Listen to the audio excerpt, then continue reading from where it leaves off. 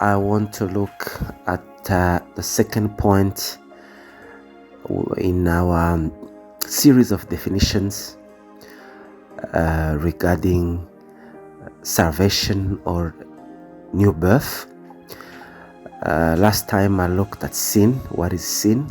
And I said that at least according to St. Anselm of Canterbury, Middle Ages theologian, he said that it's really a debt that mankind owes to God, and someone has to pay it. Now I'm going to look at condemnation, punishment. In Christian doctrine, what do we mean by punishment or condemnation? And I want to focus on one thing. These are big doctrinal, theological concepts. So I will focus only on one aspect of condemnation.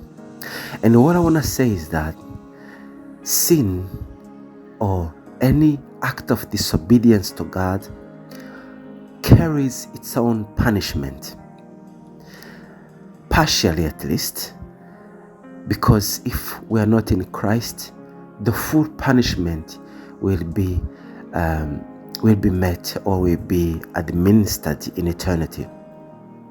So every act of disobedience is a seed.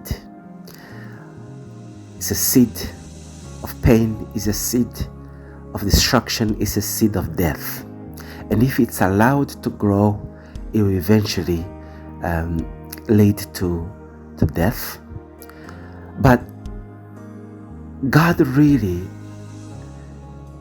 does not need to be there judging everyone every minute. He has ordained it in such a way that every act that says no to Him, says no to His will, already carries in its DNA its own punishment. And sooner or later you meet with it.